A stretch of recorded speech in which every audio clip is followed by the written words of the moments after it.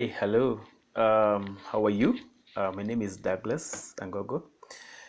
I've just decided to do this random video today, just to share a few things concerning marriage. I've been married to my one wife, a beautiful wife called Jambi Moshogia, for the last 9 years. This is our ninth year. So this month of November is our anniversary month. So we're stepping into our decade in marriage at the end of November, that is on 30th. So we are in our last lap of anniversary of our 9 years of marriage. And I just thought of what are those things that I think I need to share that I've learned through this journey, both personal experiences and probably what I've observed from other marriages. I'm a marriage and relationship coach. Um, I'm a therapist. We consult for marriages with my wife, and we run this forum platform that's called The Vows, that we take the young people through the foundation classes before they get into any relationship. We also do marriage premarital classes for those who want to get married and probably they want to do it outside the church. We give that platform. We also do counseling in terms of post marital conflict and all that. So through that journey, my wife and I have been able to probably establish and learn a few things concerning marriage, the areas of concern, the mistakes people make in marriage, maybe the challenges and how to navigate through. We've been able to do the vows programs for some times, where we bring couples to just discuss about their challenges in marriage, and then probably how they've been able to go through maybe out of what they've gone through, because the vows, when people make vows during their wedding, sometimes it's out of let me say a blind assurances, because of the pressure that is always within the marriage covenant on that day. And yeah, in most times people, when they make their vows on that wedding day, it's always more the easiest thing to speak about, but the hardest things to keep. And sometimes, because of the pressure that piles up during the wedding preparation, even the day of the wedding, the expectations that probably are always on each couple's mind, running around the service providers, seeing how the day is going to run by.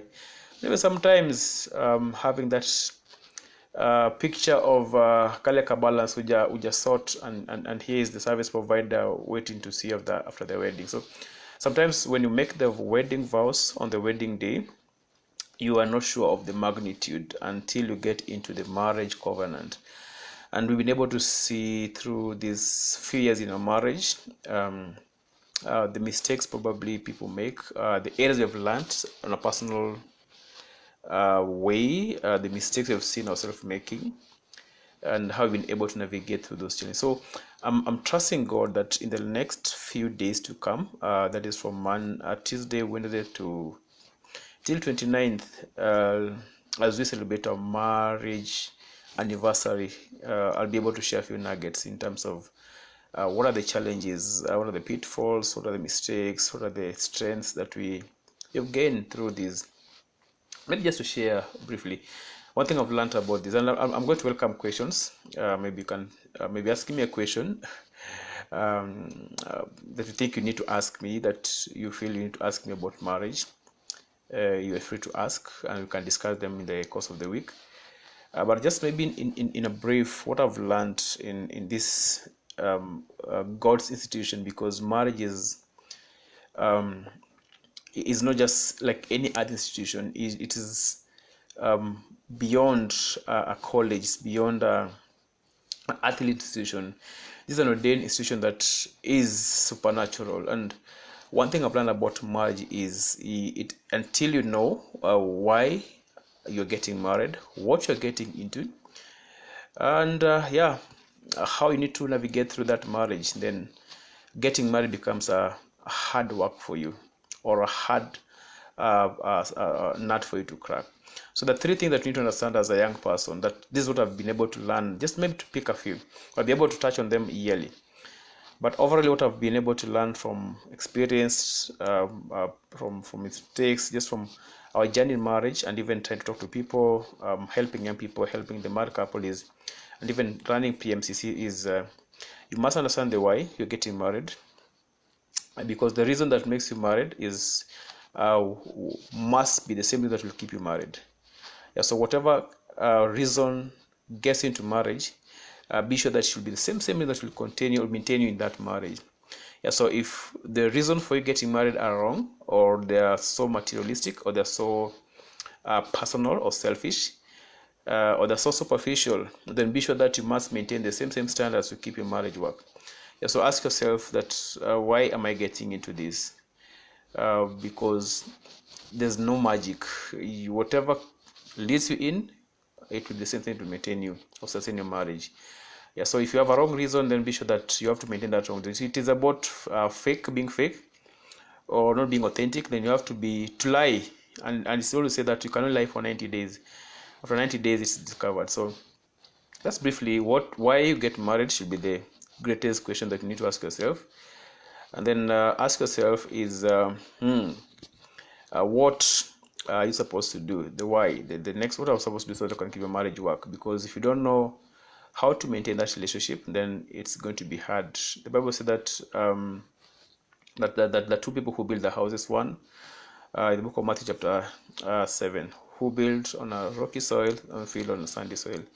Yeah, so the why we're getting married, the what you need to do to make your marriage work, it may require you to even break from other relationships. I'll share maybe about how I had to break a few relationships that were really so inclusive.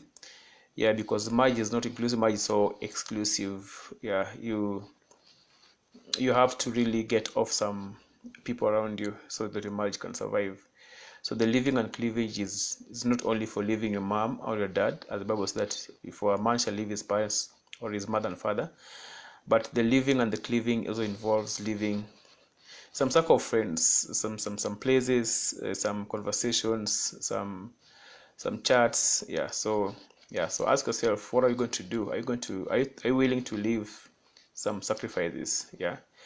What are you sacrificing to do? Because might require sacrifice. Yeah. So the why, the what, and then the how. Yeah. What's your drawing map? What is your your way? How do you want to achieve?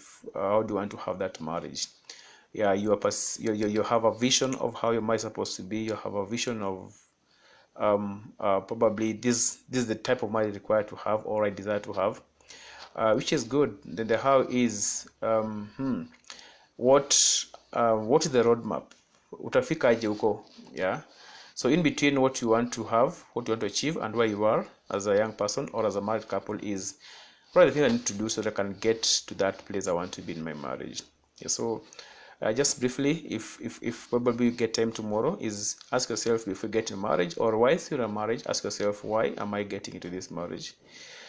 What am I supposed to do to make my marriage work, and how am I going to do or to work on to that what I've decided to do?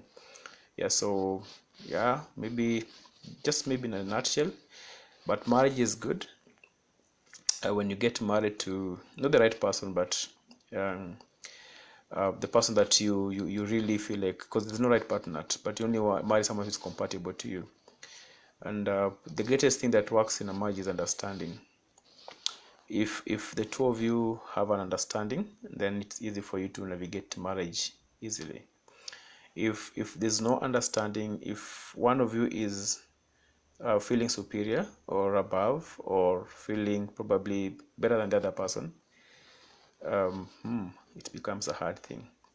So I'll share a few things tomorrow about my journey in marriage, the pitfalls, the challenges, mistakes, the lessons, and even what I've learned from other couples through our interaction with them. Others, thank you so much for this brief. God bless you for just listening and watching this. I plan to see you tomorrow and just discuss more. God bless you and God keep you. My name is Douglas. God loves you. Asanteni.